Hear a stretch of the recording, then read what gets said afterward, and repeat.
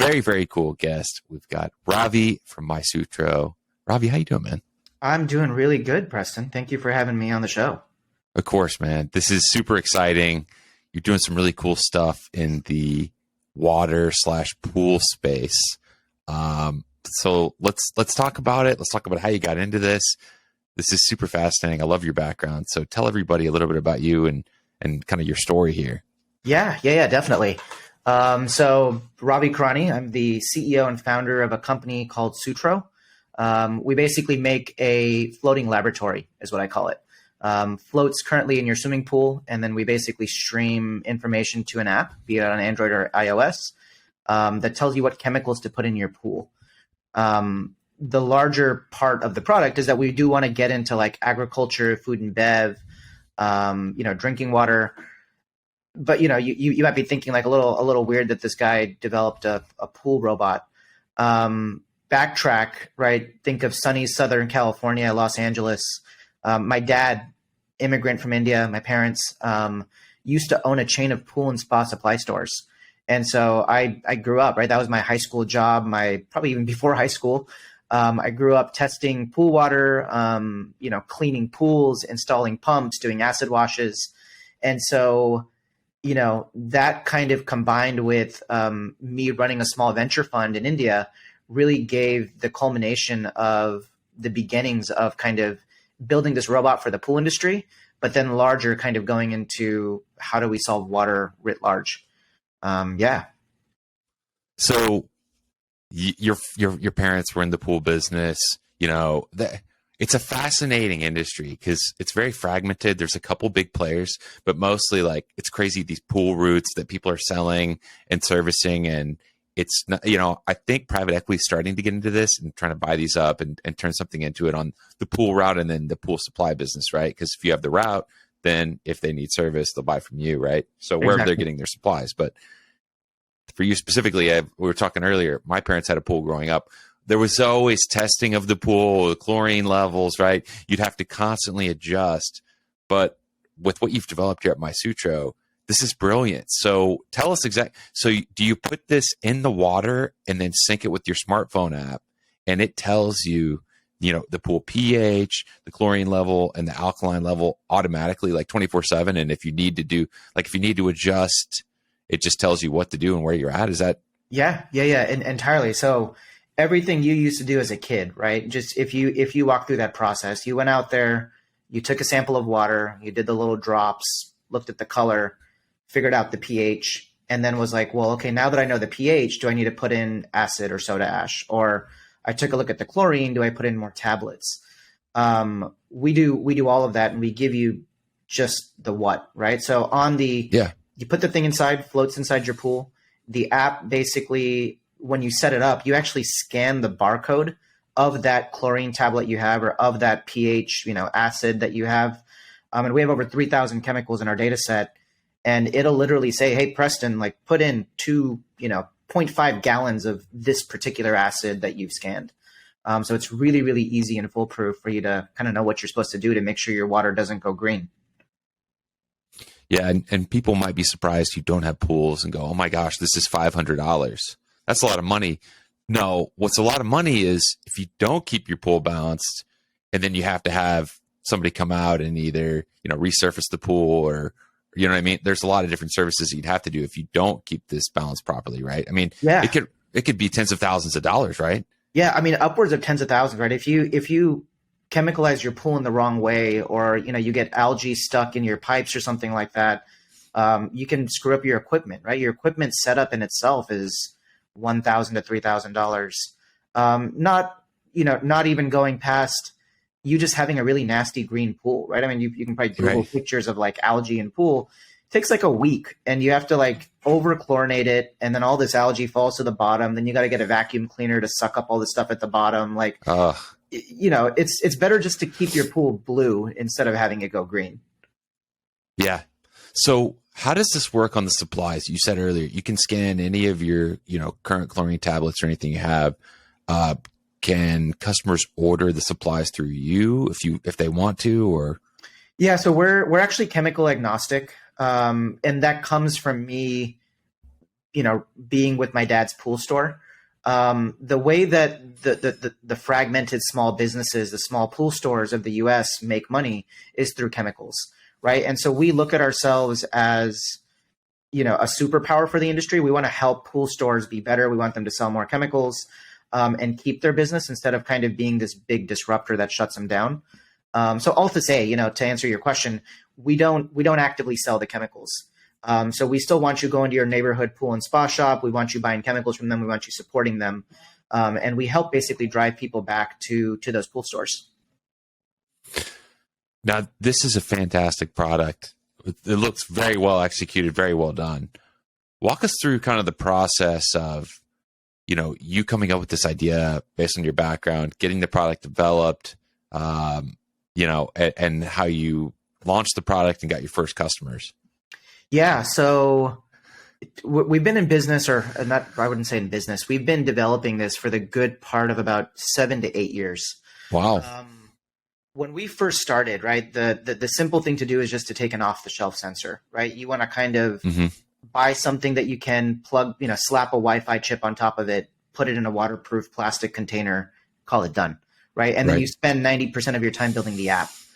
That wasn't our story, because the off-the-shelf sensor is, think of it as like a broken speedometer, right? If you're traveling on the freeway and that speed limit says you should be going 65 miles an hour, if your speedometer says that you're going 30, you're going to speed up.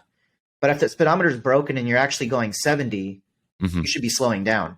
And so the feedback loop on the sensor is broken because the actual data that comes off of it ends up drifting over time.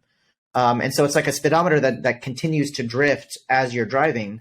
And then so you really don't know if you should be speeding up or slowing down. And that becomes even more complicated with water chemistry, right? Because there's multiple variables. There's the chlorine, the pH. And if all of that stuff is drifting, then you're going to end up having a problem. And so we had to kind of go back to the books, and we ended up basically developing our own sensor from scratch. No way. Pulled from the medical industry, actually, where we used a technology called microfluidics. And so it's the same way that you did your test, right? You took a little sample of water that was probably about the size of your finger. We took something that's the size of your finger and shrunk it down to the size of the tip of your pinky nail. And so that's like a simple way of explaining it. We just took exactly what you do and just made it really, really, really, really, really, really small. We do the exact same thing. We use computer vision to look at the color of the water, but just in a really small scale, right? The same way that your eyes would. That took a good part of like 4 to 5 years just to develop that sensor, customize it, make sure it was manufacturable. Because, you can make onesie twosies in your garage with 3D printing, but how do you take this to a factory and make sure you can ship tens of thousands, hundreds of thousands of devices? So nobody else was doing this at all. You had to custom develop each part of this product. Yeah. And we still are the only sensor on the market. We actually have patents on this that are a microfluidic sensor that can take any sort of color reagent for water and measure those parameters. Wow. Feels like Shark Tank. Do you have a patent on that? Yes, I do. Okay, good. I'm still in it now. Yeah.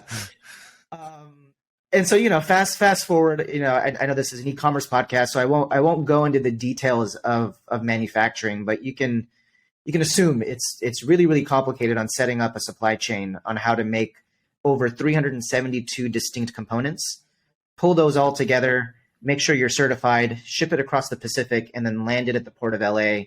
So it's ready to just put in a box and get to your doorstep.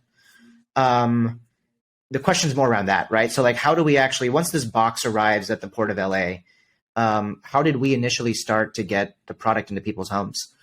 It was actually really interesting. So when we first started selling Sutro, one of the initial hacks that we did when we wanted to just, prove to VCs that there was a market here, was we went on to Nextdoor. This was, I think, like at like a Google startup weekend, I remember, in San Francisco. And we had like the weekend to validate this idea, right? So we went on to Nextdoor. In the Bay Area, San Francisco, there's a wealthier neighborhood that's to the north of the Golden Gate Bridge called San Rafael. We went on to Nextdoor. At this point in time, Nextdoor had this like authentication thing, right? They didn't want people coming in that didn't live in a neighborhood and putting their address in. Right. And so we literally prove you, yeah. And we were like, 2356 John Street. And it was like, sorry, this address is taken. And I was like, 2357 John Street. And it was like, welcome to the neighborhood.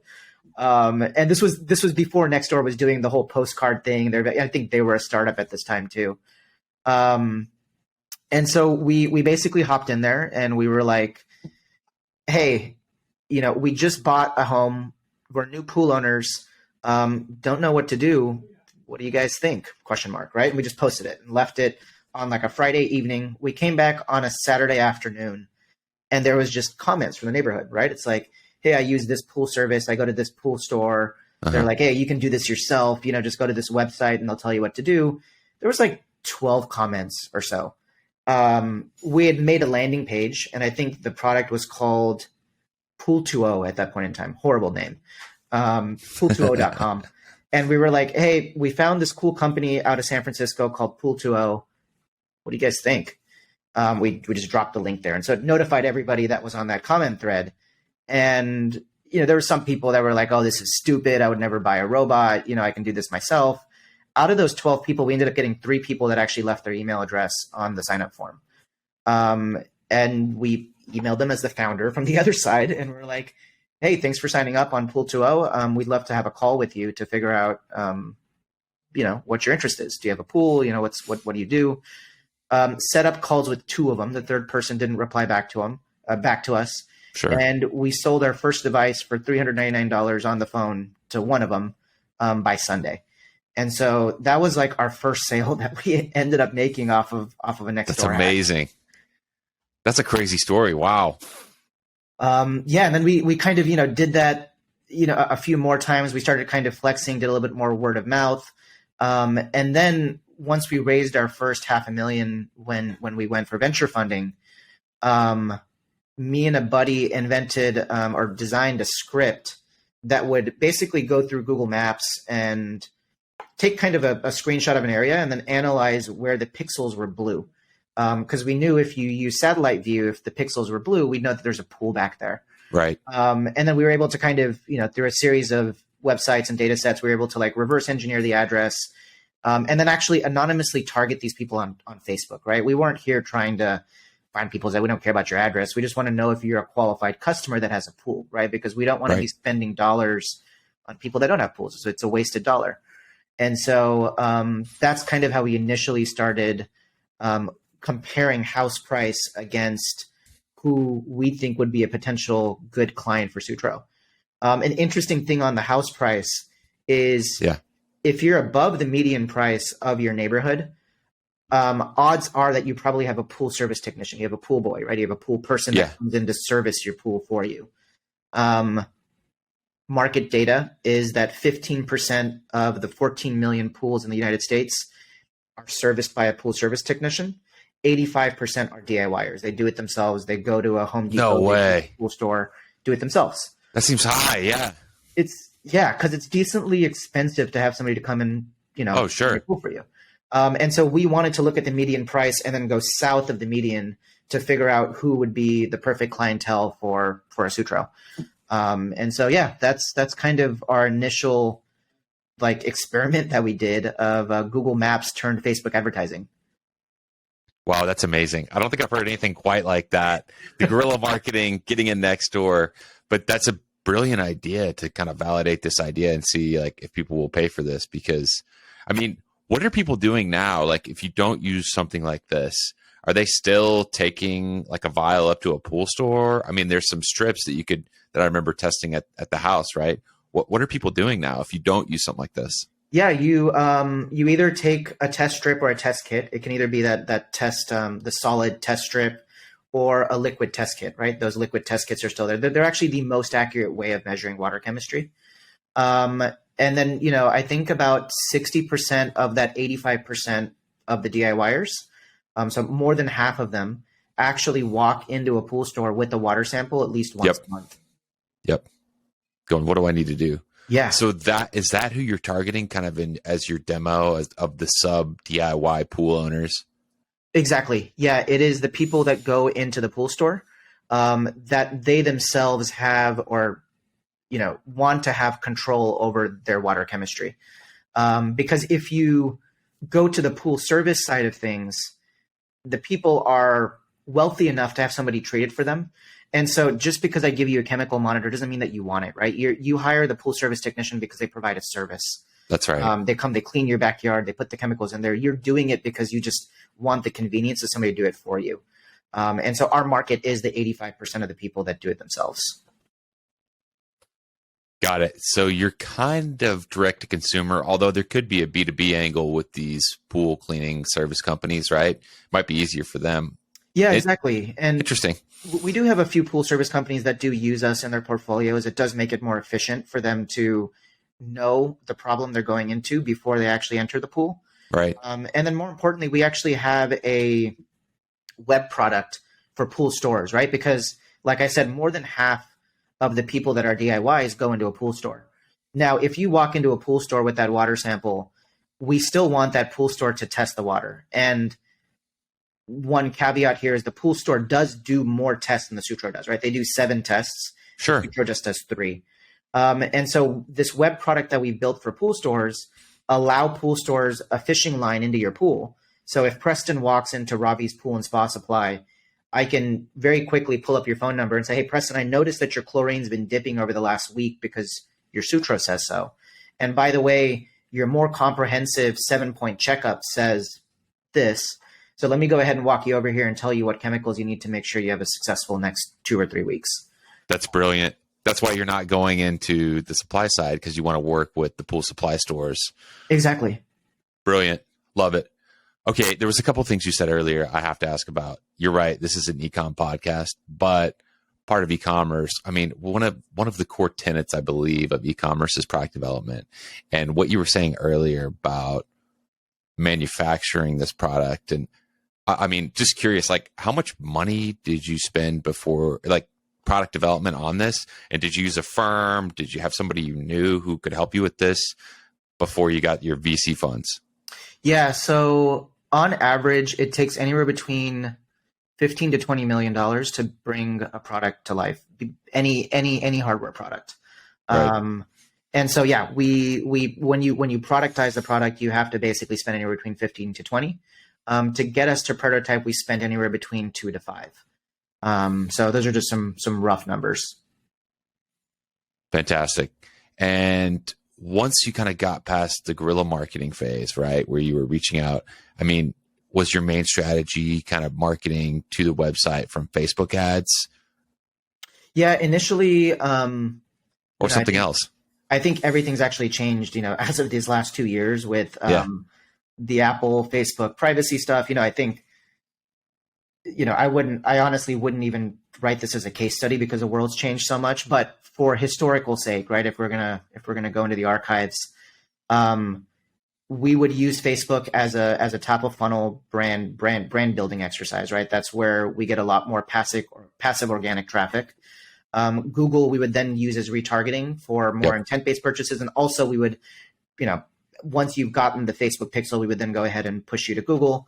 And then the kind of last kill would be email. And so we would have basically a 5 to 7 part email series that would usually close the deal.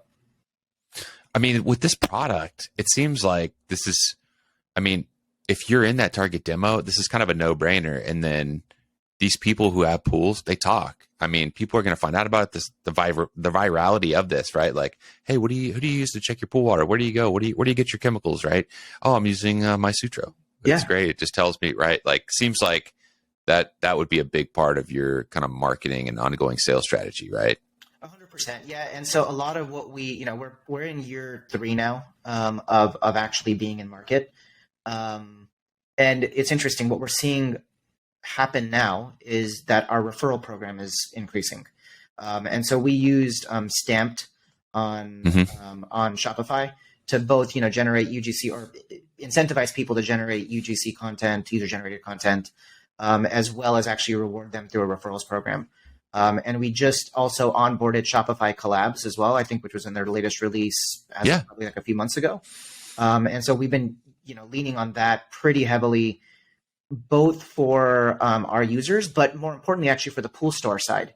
And so a lot of what we're doing is we're getting pool stores on the Shopify Collabs program so they can make referrals to their customers at the point of intention, right? If you're taking a water sample into a pool store, that if I can get somebody right then to do the upsell on Sutro, that's the most magical moment we can have.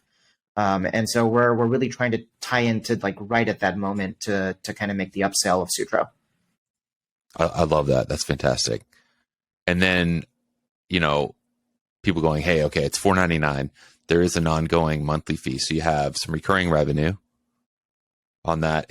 Yep. Can you share like what your current run rate and sales are, where you're at? I know it's the end of Q1, basically. What are things looking like? Where are you guys at? What can you share, Ravi? Yeah, definitely. So we've been growing at about 40% year over year in the last like 3 years. Wow. I can say we have over tens of thousands of units out in the field. And just this year, we're focusing a lot more on closing more, let's say, larger partnerships. So there's the pool store angle, but then, like you said, in the pool industry, there are equipment manufacturers, right, that put the pump filter heaters in your back. There are chemical companies, which we very much, could parlay with. There are, the entire like service stacks of people that actually come and service the pool. And so a lot of this year is going to be focused on even exponentiating sales by closing 3 to 4 large partnerships with a hot tub brand. We closed a partnership with Hasa, which is the largest liquid bleach manufacturer in the Southwest.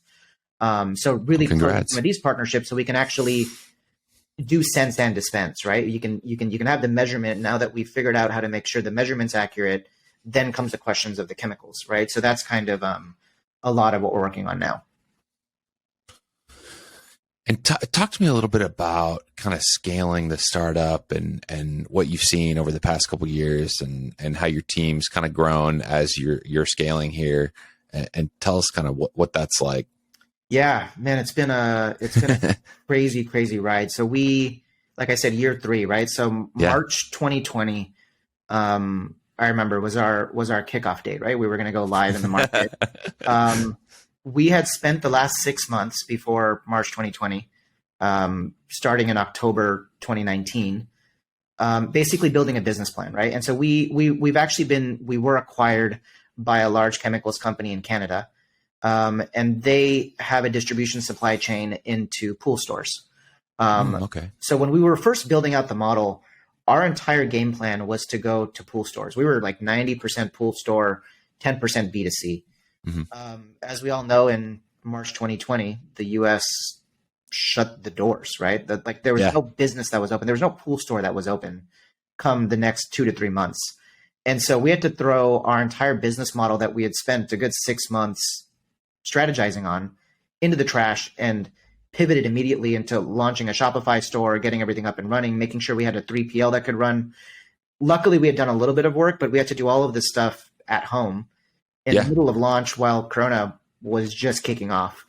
And so it was legitimately like, startup agility at its finest, where we were on Google Meets all day long with the vendors and people, they were the essential workers, like much thanks to them that they would come in and help us ship. And, the shipping 100%. Workers, like we literally did a 180 from a business model standpoint and moved to e-commerce. Which kind of brings me to this podcast, right? So like in the last 3 years, we found immense success in just scaling the online channel. And a lot of what we're doing this year, now that we've kind of, reopened doors to pool stores and things are kind of coming back online again, is going back into those larger partnerships and then kind of focusing on the pool store side. And so that's, to your question of kind of how does scaling look, that's a lot of what we've done in the last 3 years and then kind of leading up today. If you look at the next 3 years, right, if we're looking at today, looking into the future, my goal is to, close a few of these larger OEM partnerships and then, really exponentiate the pool and spa model. But if you kind of peel the onion back, right, the much larger vision here is wherever water is used across the world, right, be that in agriculture, be that in beer and wine manufacturing, in drinking water, this pool and spa test, right, this test strip is used across multiple industries. Like farmers will use it to make sure that the soil water is what it should be. Drinking water, cities will use this to make sure that the water is safe enough to drink. Now, the pH-free chlorine alkalinity are only for the pool industry, right? Those are the 3 tests that are important for a pool. Sure. But in agriculture, you'll have nitrates and phosphates.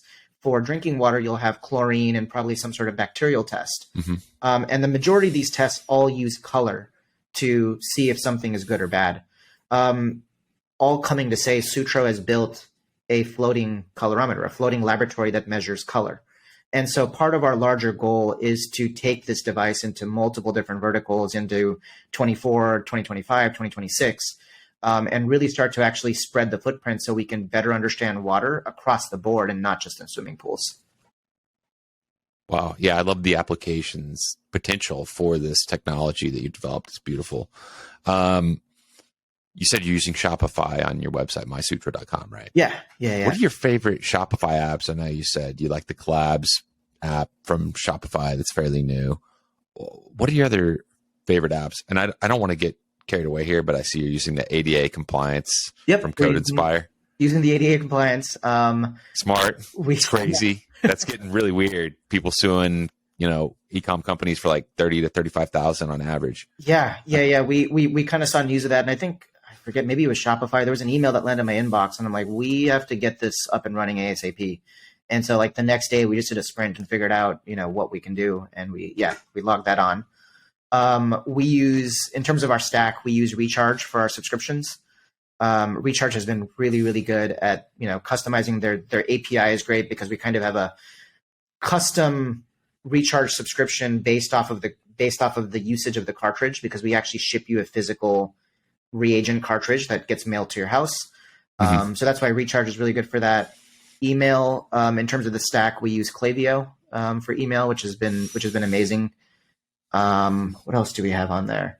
We use Triple Whale for measuring any sort of feedback, pixels, analytics. Those are like the 3 to 4 heavy ones, and as well as Stamped.io to make sure that we have UGC reviews and UGC and reviews mostly for Stamped. No, it looks great. What have you noticed? I mean, just a couple questions here, just because I'm curious. I mean, is most of your traffic mobile? I would probably assume yes, right? Yeah, probably. I think it's more than 50% is mobile. I think it's like 60 or 70%. The interesting thing of our demographic is they do tend slightly older, right? They're in the baby boomer territory.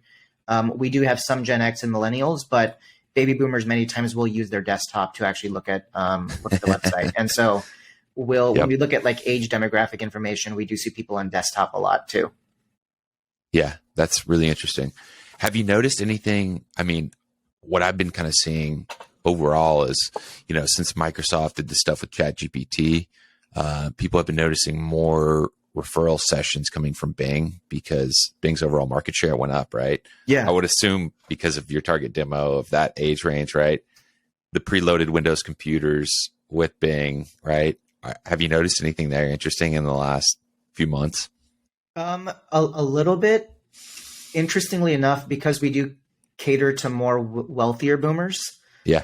A lot of them actually end up having iPhones, right? And so at work, I think at work, most of the people are on Microsoft, but the interesting thing is the Google Chrome browser market, right? Or people that are more tech enabled are the people that usually end up buying IoT. And so we do end up in this really weird like chasm of the market where we have really, really tech enabled people that have like probably 10 to 15 IoT devices. They have a Google Home and they have a Chromecast and they have a Ring, and Sutro is one of like 10 devices that they have. The majority of them have iPhones because they are a little bit more wealthier, and I think Apple in general skews to the more wealthier audience, and they end up being on desktop. So like it is kind of this weird area. Like I totally see your assumptions, and then many times they do kind of end up breaking down because when we double click in the data, we're like, oh yeah, of course that's what our market does. Yeah. No, that makes total sense. That's funny. Talk to me about kind of your branding, because one of the first thing I noticed is, your photography, your iconography, everything about kind of the website and your social presence, even some of your emails. I was spying on you in Mill.com. Beautiful. People in pools, people at pools, the devices, some CAD 3D renders. Why did you do it like that? How did you do that and make that happen and make make the brand? Why was that important to you, I guess is what I'm asking. Yeah, that's actually from the brainchild of Bo Euler. So we used an amazing industrial design firm called Enlisted Design. They've done amazing work. And so first and foremost, my hat's off to Bo, who like did the bulk of that work, obviously with his team. And what we looked at when we looked at the pool space is, if you remember growing up, everything in the pool industry just looks super, super kitschy. It's like blue and white, like there's little chlorine floaters. Yep. But the pool as an item is a very like premium thing, right? You think of like infinity pools and that like beautiful body of water in your backyard, amazing gardens. You think about barbecues. You don't think about kitschy lounge chairs and like beach balls and, like chlorine floaters. And so when we started designing Sutro, there obviously were competitors on the market, and their industrial designs skewed very kitschy, right? It was kind of just like cheaper plastic stuff. And so we were kind of like, we need this thing to be, it's a floating laboratory. It's a piece of science, right? It's literally your test kit floating in the water for a premium audience. And so we're like, if we really want to cater to a body of water that's beautiful and your backyard that's gorgeous, we need to be equivalently as beautiful. Our website needs to portray that we're just as premium, just as gorgeous. And so we actually picked from this kind of 1920s sort of Art Deco line art era. That's what like kind of a lot of our website looks like. It is a little bit more timeless, right? Because we knew that we'd probably need this design to last for a good 10 years before we changed molds and went to version 2. And so that's kind of where the thinking really came from, is how do we differentiate ourselves from everything else that's out there that just looks kitschy and toy-like, and really bring a premium device to the market. And, when people get the device, like if you've seen a few of our YouTube videos, the first thing they say is like, man, this thing's heavy. Like they look at it and the thing opens up like the flux capacitor, right? The thing like opens up and you screw it out, and it's two concentric cylinders that open up out of each other. The cartridge itself looks like a cassette tape, and it's like hefty. So we just wanted to have this feeling of kind of weight, of heaviness, of premium when we came out. And that's kind of what led itself to the design. Yeah, I love that. I also noticed you're selling on Amazon. So talk to me about your thoughts on that, Shopify versus Amazon. What's the sales split? What are you seeing and noticing? I mean, obviously the subscription, after they purchase the hardware, they'd have to sign up, right? Correct. Yeah, that gets done through us. Amazon, we only launched about 6 or 7 months ago. And to be honestly truthful, it's like it's creeping up on like 20 to 25% of our total volume. I think we need to do a little bit more work on the reviews. We need to get a little bit more traffic on there. But I think if we can really bump that up, my feeling is that this summer it might actually become a decent chunk of volume of our total pie out there. We're also running Amazon ads, which actually end up globally having a higher ROAS than Google, Facebook combined. And so, we're doing that. We also see people, especially in 2023, just trust Amazon as a platform. I think they've done some pretty good work in cleaning up a lot of the junk that they had on there. They have really good protection for sellers now. And so with that, I think we've, by just fluke of luck, ended up entering Amazon at a lucky time when they kind of had this moment. And so, we're coming in kind of at like the third wave of Amazon after COVID, of people really, trusting the platform, wanting to come on there because of their policies, and just Amazon's really bulked up their kind of ads program as well as their like Vine program. And so we used Vine very early on. But to answer your question, between 20 to 25% already, and I think it is going to increase. You've just touched on something that is kind of monumental, as far as budget, specifically with kind of a direct consumer product, right? You're right. A few years ago, all the money was going into Facebook ads, right? It was super cheap. The customer acquisition costs were a lot lower than Google, right? Google's, the cost per clicks have gone up, the CPMs have gone up, and the purchase intent on Amazon, specifically for products, I mean, it's something crazy. Like 93% of product-based searches start on Amazon. Yeah. Where people are ready to buy.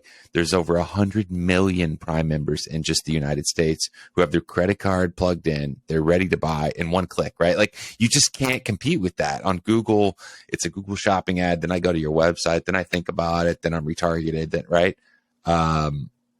But specifically for your niche, no, that's great. I love to hear that. I have been hearing a lot of that lately, where budgets are being shifted a lot more to Amazon. And even though their fees, I mean, generally speaking, right, if you're doing it on FBA, where you send them the products and they fulfill it, right, 10 to 15% could be a little more depending on the category, right, for the pick, pack, and ship fees. And then the advertising cost on top of that. But you're right. If the ROAS is a 5X and Google's a 2 to a 3, okay, let's do it, right? Yeah. But the beauty of your business is, yeah, that's just on the front end. You're not just selling a product. You've got that monthly recurring revenue. So it's really not, I mean, what's your strategy there? Is it get this in as many people's hands as possible and, you know, push it a little bit hotter? Or is it, hey, let's still make money on the front end with the ad costs, with the Amazon fees, and then make sure we get them on the monthly plan? Yeah, it is the latter. You know, I think we did a lot of our early brand building, you know, in 2020, 2021, 2022. This year, the headline is profitability, right? It is making sure that we're cash flow break even, if not even higher than that. And so it's like we're trying to put on our big boy pants and really grow out of the startup methodology and just figure out how do you just sustainably grow a business with the product that we have. And so, yeah, it is more of the latter of what you said, of like, how do we, it's not just, you know, burn hot and see if we can get these out. You know, who cares about the return rates? Who cares about anything else? It's like, how do we sustainably grow this so we're making money on every single unit that we put out there in the market? Yeah, and I know you kind of touched on some of this, like your big plans for 2023, right? Like strategic partnerships, right, with some of these different stores and retailers that have kind of your audience built in. Mm-hmm. Is there anything you're kind of focusing on digitally or in social based on what's happening in 2023? Because it's kind of the perfect storm. Like, organic reach has gone down. They want you to pay to reach even your own followers and audience. And everybody's talking about influencers and UGC, which, yeah, some of that can work. But at the end of the day, right, like, if you're spending money and you have budgets, like, you got to go after the channels with the highest ROI. So is there anything you've seen? What are your thoughts? Yeah, I mean, I think it is just that stack, right? It is the Amazon, Google, Facebook stack. We are, like I said, tuning down Facebook, focusing more on Amazon. In terms of like interesting, crazy things, you know, you're right. It's kind of like table stakes right now. I think everybody's just trying to like make it. You know, you're just paying where you're going to get the highest return. And, you know, SEO is still that slow burn. Like, you can't stop posting articles. You just have to keep up on Instagram and TikTok because those things just end up getting recirculated over time. Yep. And then I think a lot of it is, it seems like 2023 is, I hate to say this, but it's like the year of responsibility, right, of startups. Like, everybody had, like, money was free in the last 2 or 3 years for the market, right, with all the stimulus bills and all that stuff. And this is kind of the year of like, okay, let's like sit down for a second and figure out what's actually going on. And like, let's trace the customer journey. Let's go back and like, we're not just going to burn hot and see how many units we can get out there, but let's like, you know, go back to like product market fit again, right? We have this survey that we send out. That's the PMF survey that asks people, how disappointed would you be if you could no longer have Sutro, right? Very disappointed, not disappointed, or somewhat disappointed. We look at the very disappointeds. And we see like what, and then there's a few follow-up questions of like, how could we make this better, right? If we can have stickier users and we have people on that long tail paying the subscription, technically we can actually tone down the fresh ad spend that we have and make sure that we're just retaining users, and then use those users for more word of mouth and referrals, right? So there is a little bit of a pendulum or a teeter-totter there based off of like total budget that we're able to allocate and where we allocate it at. And how do you like triple whale for what you're doing as far as looking at all these metrics, right? Like CAC, LTV, you know, all the way through the funnel. What are your thoughts? What have you learned from that? What do you think, man? Oh, I like love it. I mean, before, we used to have our CMO and our agency like put together these Excel sheets, and then our acquirer would be like, well, how much are we spending? And like, I'd always be digging in for stuff every Friday because they needed to do a report. Now I can just send them this tripleware link, and I'm like, look, it does everything automatically for you. Here's this nice and beautiful dashboard that you can look at, that I can look at, that our agency can look at. And everybody has a single source of truth, right? I think that's what Triple Whale's done and I think people can debate of like, oh, they're not tracking pixels correctly. Like there's numbers that are getting lost. And it's like, look, in the grand scheme of things, you're looking for a trend. You're not looking for, the cents and dollars. Like, did I spend 2 cents or 5 cents? Yes. It's like, yes. Over the course of a week, over the course of a month, am I trending in the right direction? Right. And I think this comes from like our water quality standpoint too. Like people call in and they're like, my pH is 7.7 and not 7.8. And it's like, look, is your pH trending up or down? That's the question. Like you're trying to get to a particular target range, not figure out at this moment, like, are you at this point? And so I think we take that same methodology when we look at ads and data there as well. Yeah, I love that, man. There's so much there. Yeah, you could get lost in the data for many, many years, but it's so funny. I'm coming back to, you said you launched in March of 2020. I mean, really, that's almost kind of good because, the last few years, everybody I know, I'm here in Dallas, Texas. Everybody I know is building a pool, and everybody was staying at home. So they were like, hey, I'm going to put in a pool because I'm going to stay here. Right.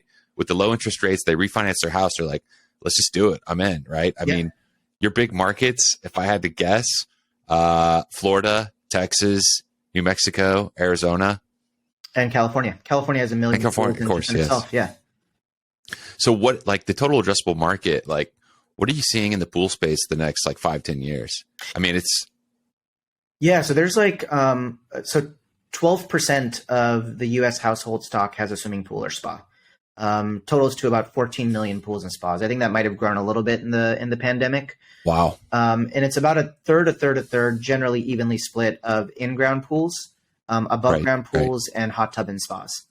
And so our primary market's actually the in-ground pools because those are the guys that spend the most amount of money. And those in-ground pools are in Florida, in Texas, in California, New Mexico, Arizona, in primarily the bigger cities, right? So like Houston, Austin, Phoenix, Los Angeles suburban area, Miami, Orlando. Those are like literally I can count the cities in my top 10 my fingers. And like, that's who we just target. In terms of, the growth, I think the growth is slowing down a little bit. Like I said, 2023 is not a year to spend a crazy amount, but a lot of the spending was done in 21, 22 through the refinancing, through people building homes with their pools. And more importantly, they were all sitting at home, right? Everybody was like working from home. Their kids were bugging them. They're like, hey, go swim in the pool. We just put that thing in, right? And so a lot of people spent a lot of time at home.